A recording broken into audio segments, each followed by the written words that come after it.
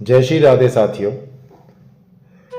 ये बात तब की है जब भगवान श्री कृष्ण राजा रूप में मथुरा निवास करते थे। उनके यमुना तट पे जो उनका कक्ष बना हुआ था, उस कक्ष में एक बड़ी सी विशाल सी खिड़की थी जहां से यमुना तट दिखाई देता था। एक दिन की बात है जब मेरे कन्हैया को ब्रज की याद सताने लगी, बहुत याद सताने लगी। ऐसा होता है ना कि कभी कभी हमें हद से ज्यादा किसी की याद आती है, अपने घर की याद आती है। जो बच्चे बाहर पढ़ते हैं तो कभी किसी दिन ऐसा होता है कि बस आज तो मुझे अपने माता पिता से मिलना है, आज तो मुझे अपने घर जाना है। ऐसा ही भगवान के साथ हो रहा है। वो मथुरा में निवास तो करते हैं, लेकिन आज उन्हें अपने ब्रज की याद, अपने वृंदावन की याद बहुत सताती है।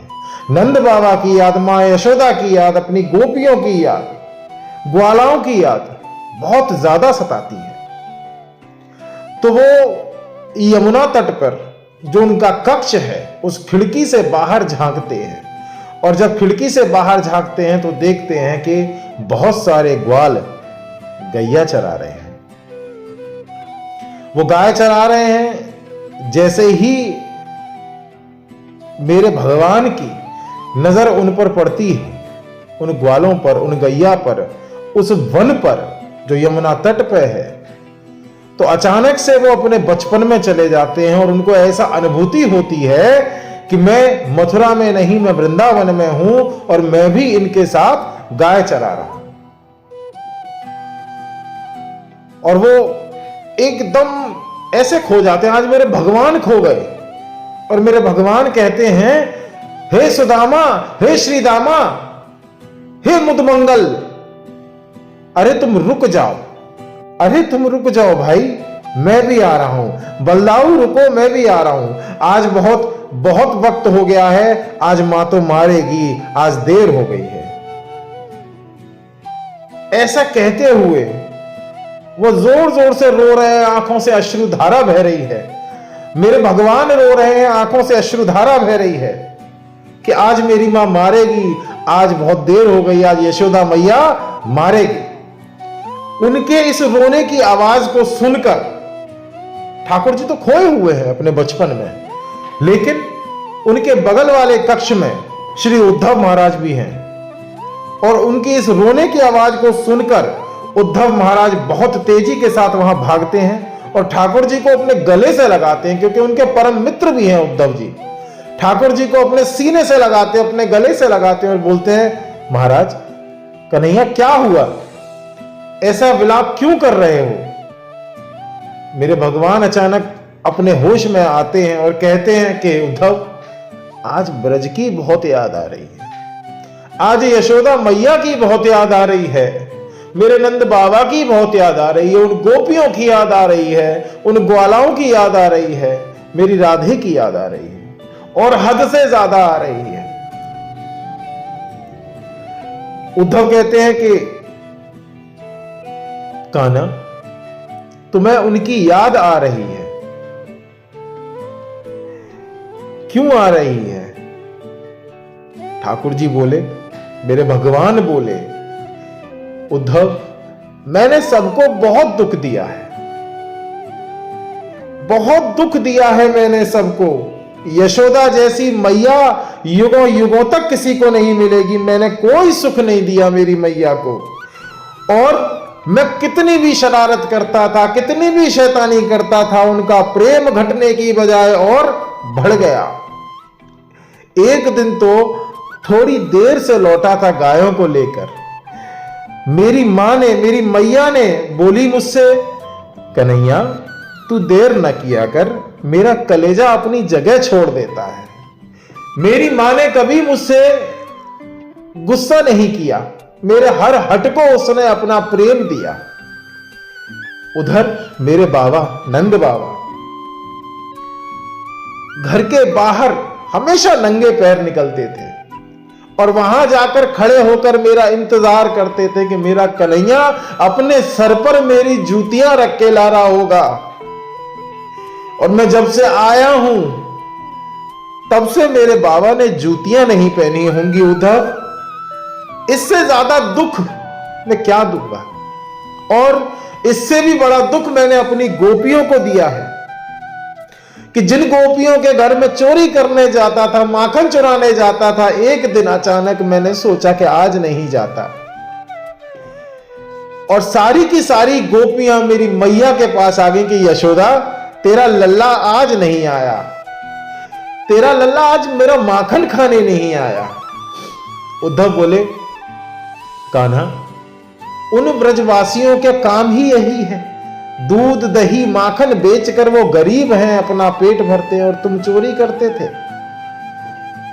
भगवान बोलते हैं कि उद्धव, उस दिन जब सारी गोपियां मेरी मां यशोदा के पास आई, मेरी मैया के पास आई और बोलती हैं कि आज तेरा कान्हा नहीं आया, आज मेरा माखन नहीं चोरी हुआ, तो मेरी मां बोलती हैं, अरे अच्छी बात है ना, तुम्हारा दूध दही माखन बच गया, इसको बेच के तुम धन प्राप्त कर लो। तो गोपियां कहती हैं, कैसा धन, हम गरीब नहीं हैं, असल में तो गरीब हम उस दिन होंगे जिस दिन हमारे घर कन्हैया का आना बंद हो जाएगा, जिस दिन हमारे घर कान्हा का आना बंद हो जाएगा। रोते रोते बोल रहे हैं कन्हैया, और हम कहते हैं कि सबसे ज्यादा दुख मैंने राधे को दिया है, और राधे राधे कहते जा रहे हैं और आंखों से अश्रुधारा बहती जा रही है मेरे ठाकुर के। उद्धव जी बोलते हैं कि प्रभु, इसमें रोने की क्या बात है, अनपढ़ गवार ब्रजवासी को ज्ञान से समझा सकते थे आप। मेरे ठाकुर जी कहते हैं, भगवान कहते हैं अनपढ़ गवार, वो कैसे? उद्धव जी कहते हैं, अरे उनका काम तो दूध दही माखन बेचना है, उनको पढ़ना लिखना कहां आता होगा। भगवान बोले, उद्धव, इस हिसाब से तो मैं भी बिना पढ़ा लिखा हूं, मैं भी कहां ज्यादा पढ़ा हूं, केवल 1 वर्ष ही तो पढ़ा हूं, और 1 वर्ष में कितना ज्ञान प्राप्त कर सकता हूं। उद्धव कहते हैं, प्रभु आप तो स्वयं ज्ञान हैं। भगवान बोले, यदि मैं स्वयं ज्ञान हूं तो उद्धव तुम ये कैसे भूल गए कि ज्ञान के साथ इतने वर्षों से जो गोपियां, जो ग्वाल, जो ब्रजवासी रहते थे, तो वो तो ज्ञान का भंडार होंगे। यदि मैं ज्ञान हूं, तुम ये कैसे कहते हो कि वो अनपढ़ गवार है? यदि वो अनपढ़ गवार हैं तो मैं भी अनपढ़ गवार हूं, और यदि मैं स्वयं ज्ञान हूं तो वो ज्ञान का भंडार होंगे। ठाकुर जी यही चाहते थे, भगवान यही चाहते थे, और उनको आज मौका मिल गया। अब उन्होंने, मेरे भगवान ने उद्धव से कहा, उद्धव एक काम कर, तुम मेरा संदेश लेकर ब्रज में जाओ, परंतु ये मेरे वस्त्र, ये मेरे आभूषण और ये मेरे कानों के कुंडल, ये तुम अपने साथ लेके जाना, और यदि तुम ऐसा नहीं करोगे तो व्रज के अंदर न कोई गोपी, न कोई ग्वाल, न मेरी मैया, कोई भी तुम्हें आंख उठाकर देखेगा तक नहीं। ये मैं दावे के साथ कह सकता हूं। भगवान ने उद्धव को वस्त्र दे दिए, कुंडल दे दिए, आभूषण दे दिए, और कहा कि आप व्रज की ओर प्रस्थान करें। उद्धव जी व्रज में पहुंचते हैं, और पहुंचते हैं और देखते हैं कि नंद बाबा का घर कौन सा है। भगवान ने उनको सबके हुलिये बता रखे थे कि ऐसा दिखेगा तो वो ये होगा, ऐसी दिखेगी तो ये वाली गोपी होगी, ऐसी दिखेंगी तो मेरी मैया होंगी। तो नंद बाबा वहां किसी से पूछ बैठे कि मुझे उद्धव जी वहां किसी से पूछ बैठे कि मुझे नंद बाबा के घर जाना है। तो वहां गोपियां थी, तो गोपियां ने कहा, मथुरा से आए हो? तो उद्धव जी कहते हैं, जी मैं मथुरा से आया हूं। लेकिन आपने कैसे पहचाना? गोपियां कहती हैं कि ब्रज वालों को नंद बाबा का घर पूछने की आवश्यकता नहीं है, कोई मथुरावासी ही होगा जो नंद बाबा का घर ढूंढ रहा है। तो एक काम कीजिए पथिक, ये जो आपको धारा दिख रही है पानी की, उद्धव जी कहते हैं, जी दिखती है, इस धारा के साथ चले जाइए और जिस जगह इस धारा का अंत होगा आप समझ जाइएगा कि यह नंद बाबा का घर है। उद्धव जी कहते हैं ऐसा कैसे?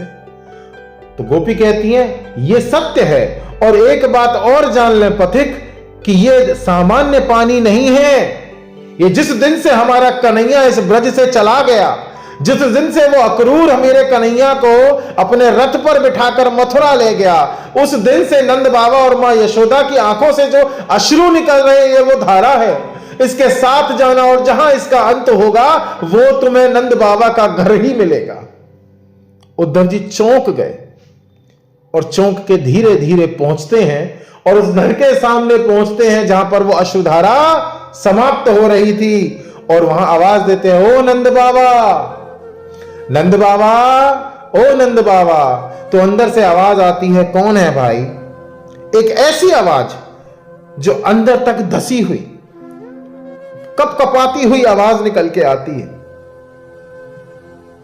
तो वहां से एक व्यक्ति चले आ रहे हैं, दुबला पतला सा शरीर, आंखें अंदर तक धसी हुई, और कपकपाती आवाज में बोले, कौन हो भाई? श्री कृष्ण ने उनको हुलिया बता दिया था जो कि बिल्कुल भी आज की स्थिति से मेल नहीं खाता। उद्धव अपने मन में सोच रहे हैं कि नंद बाबा का हुलिया तो कान्हा ने ऐसा बताया था, लेकिन यह तो बिल्कुल विपरीत है।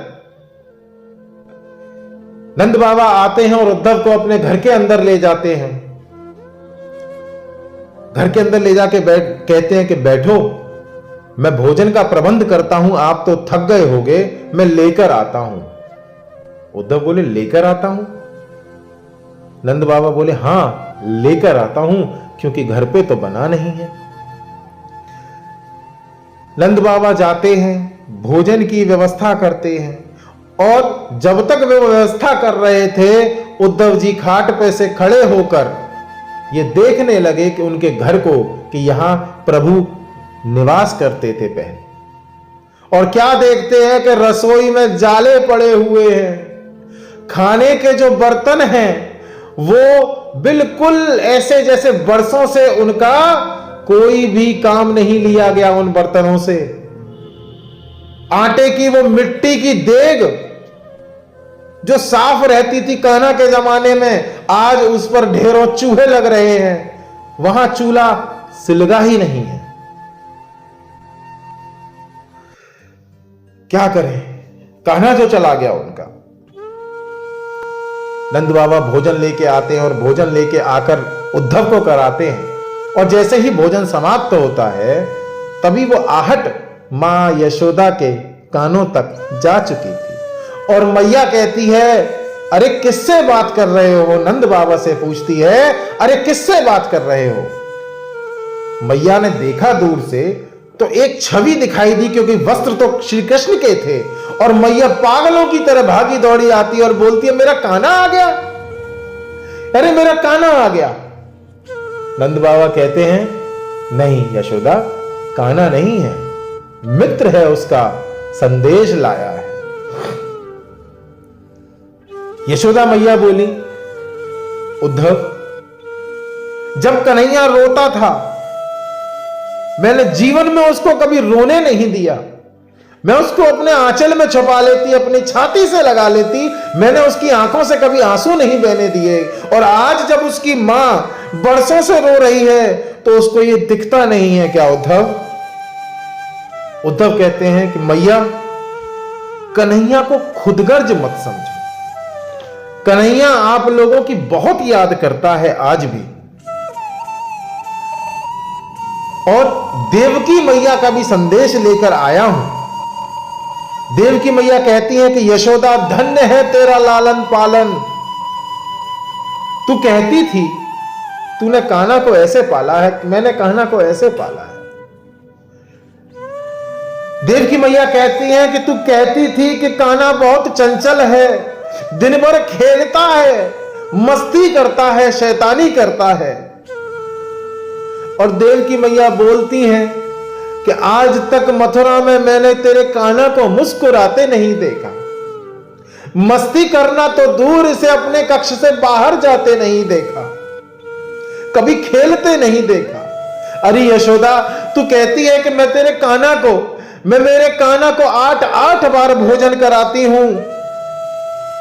आज मैं उसको गोरस, गाय के रस से, गाय के दूध से गोरस की बनी हुई मिठाइयां देती हूं, जो कान्हा पहले हाथ जोड़कर थाली को प्रणाम कर कर मां यशोदा के यहां पर मैया यशोदा की रसोई में भोजन प्राप्त करता था। वो कान्हा आज गोरस की मिठाई को हाथ जोड़कर निकल गया और उद्धव के हाथ संदेश भेजा कि उद्धव, मैया देवकी से बोलना कि मुझे गोरस ना दिया करें। मैया यशोदा की याद आती है। इतना सुनकर यशोदा मैया मूर्छा को प्राप्त हो गई, बेहोश हो गई। नंद बाबा कहते हैं, अरे उद्धव, और ज्यादा संदेश ना सुनाओ, क्योंकि मेरी यशोदा केवल उतना ही आराम करती है जब तक वो बेहोश रहती है, और जब होश में आती है तो पूरे ब्रज में घूमती है, हर गोपी के यहां आती है और बोलती है कि क्या मेरा कान्हा तो नहीं आया। यदि मेरा कान्हा आपके यहां हो तो मैं हाथ जोड़कर आपसे विनती करती हूं कि मेरे कन्हैया को लौटा दो। मैं आपका भविष्य में कभी नुकसान नहीं होने दूंगी, कभी चोरी नहीं करने दूंगी, अपने कान्हा को आपके माखन की कभी मटकियां नहीं फोड़ने दूंगी। वृक्षों से पूछती है वृंदावन के, हे वृक्ष महाराज, मेरे कन्हैया को यदि आपने कहीं छुपा रखा है तो उसको लौटा दो। गोवर्धन पर्वत से पूछती है कि हे महाराज, मेरे कन्हैया को लौटा दो। एक पागलों की भांति मैया यशोदा पूरे व्रज क्षेत्र में घूमती है, लेकिन कन्हैया उनको नहीं मिला। उद्धव जी कहते हैं, नंद बाबा, मैं जिस काम से आया था वो काम ये है कि आपका कन्हैया, जिसके लिए पूरा ब्रज क्षेत्र पागलों की भांति दौड़ रहा है, घूम रहा है, वो किसी का बेटा नहीं है, वो स्वयं परमेश्वर है। नंद बाबा कहते हैं कि परमेश्वर है? कैसा परमेश्वर है उद्धव? उसमें भगवान का एक लक्षण नहीं है। आप कहते हैं कि वो भगवान है और भगवान स्वयं अन्न का भंडार होता है, और मैंने अपने कन्हैया को भूख से व्याकुल रोते देखा है। आप कहते हो कि वो भगवान है, वो परमेश्वर है। भगवान कहते हैं कि सत्य की राह पर चलो, पर मेरा कन्हैया तो चोरी करता है, बात बात पर झूठ बोलता है, और आप कहते हो वो भगवान है। चलो मान लिया कि वो भगवान है, चलो मान लिया कि मुझसे गलती हो गई, इस नंद से गलती हो गई, उसकी मां यशोदा से गलती हो गई कि उसने कन्हैया को बेटा कहा, अपना पुत्र माना। तो क्या भगवान से भी गलती हो गई कि उसने मुझे बाबा और अपनी मैया यशोदा को मैया कहा? आप कहते हो भगवान है। यदि कोई उससे पूरे ब्रज में, पूरे वृंदावन में यदि कोई उससे कह देता कि तू इनकी बेटा नहीं है, तू इनका पुत्र नहीं है, तो वो बोलता और गुस्सा होता और दौड़कर अपनी मैया के पास आता और कहता, मैया कह दे जा मरी से, मैया कह दे जा मरी से, मैं तेरा छोरो हूं। आप कहते हो भगवान है।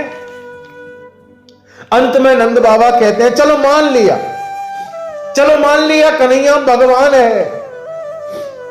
आप मेरी विरह वेदना कम करने आए हो उद्धव, या बढ़ाने आए हो? चलो मान लिया कि मेरा कन्हैया भगवान है। बहुतों के बच्चे छोड़ देते हैं अपने माता पिता को, कन्हैया ने भी छोड़ दिया, औरों के भी छोड़ देते हैं, लेकिन यह बात भी तो सत्य है उद्धव कि जिसका कोई नहीं उसका भगवान है।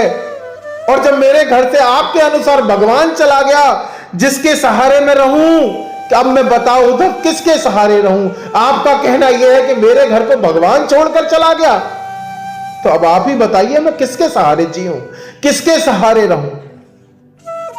जिस विरह वेदना को आप कम करने आए थे, उस विरह वेदना में आपने घी डालने का काम किया है उद्धव।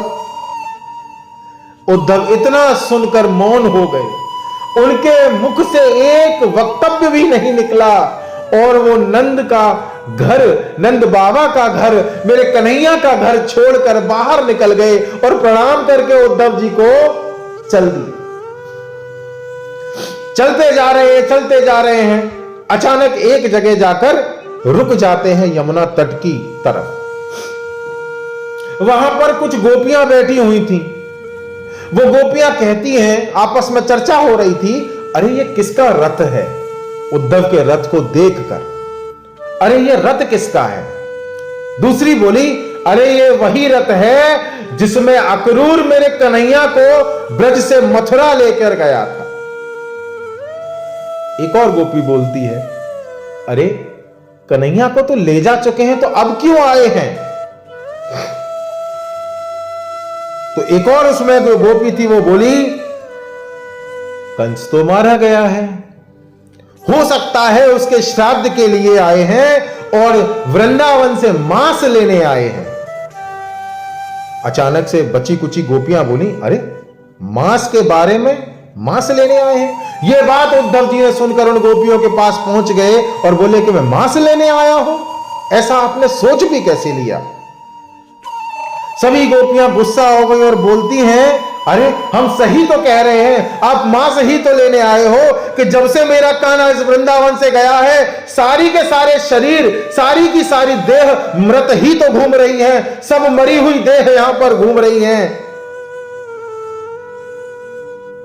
इसीलिए मैं बोल रही हूं कि आप मांस लेने आए हैं, क्योंकि यहां जीवित कोई नहीं है, सब कान्हा के विरह में है, सब मृत देह हैं। जिसको चाहे उसको ले जाओ उद्धव, जिसको चाहो उसको ले जाओ।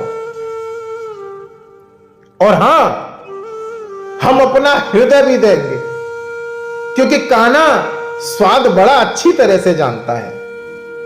उद्धव को गुस्सा आया और कहा, गोपियां आप बात कहां से कर रही हैं, कैसे बात कर रही हैं आप कान्हा के बारे में? सभी गोपियां गुस्सा होकर बोलती हैं, हां हम ठीक कह रहे हैं, हृदय बड़ा मीठा होता है, क्योंकि जो प्रेम करना जानता है उसका हृदय बहुत मीठा होता है। और मामा के श्राद्ध में भांजा मेरा कन्हैया तो होगा ही ना, जाइए इस हृदय को हम अपना हृदय निकाल के देते हैं और इस हृदय को जाके मामा के श्राद्ध में परोस देना।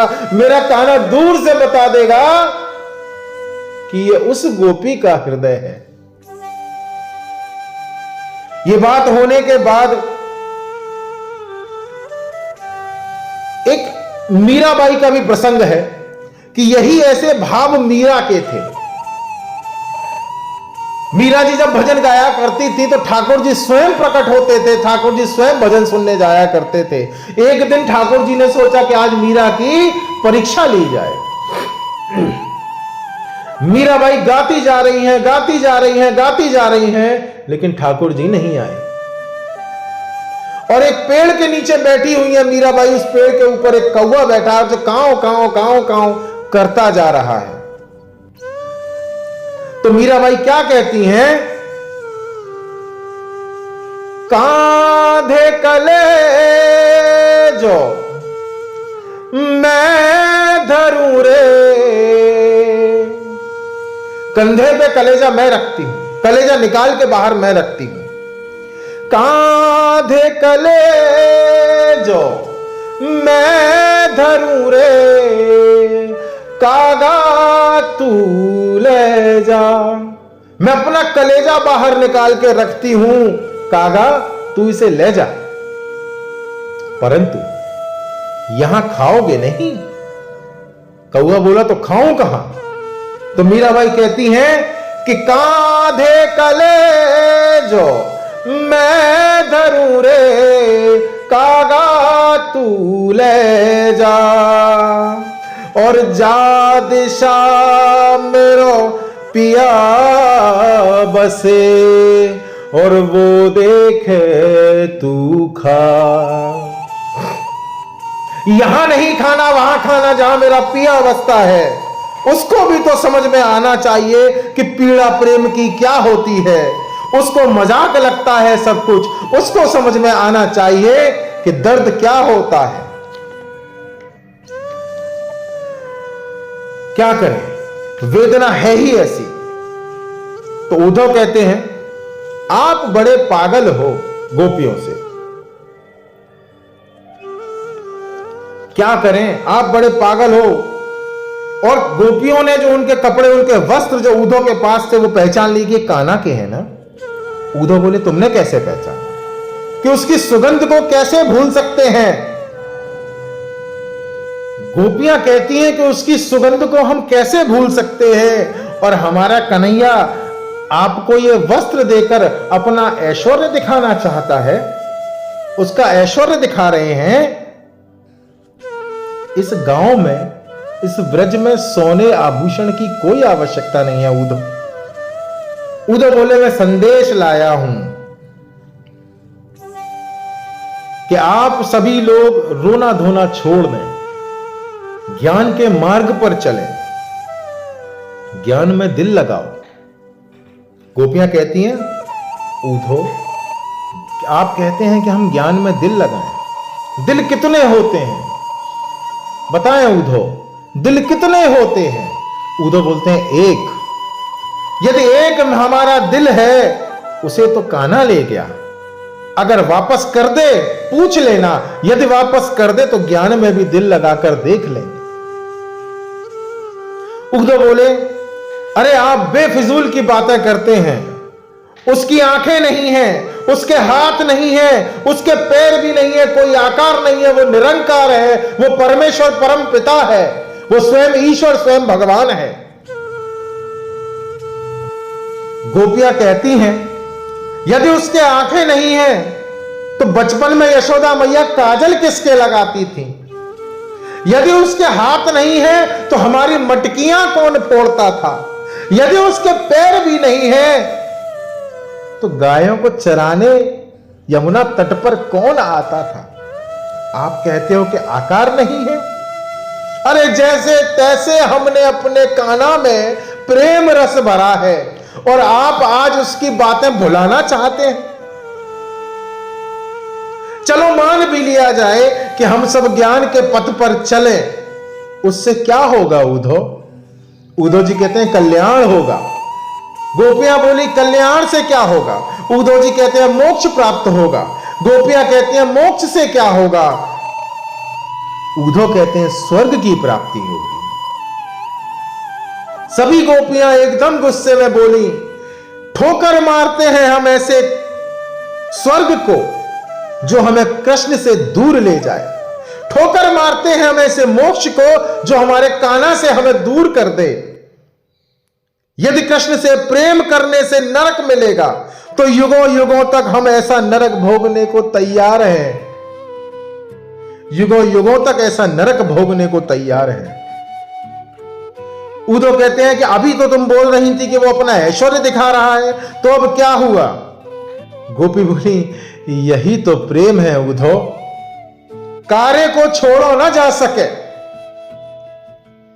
कार्य को छोड़ो जा सके पर कार्य की याद न छोड़ी जाए।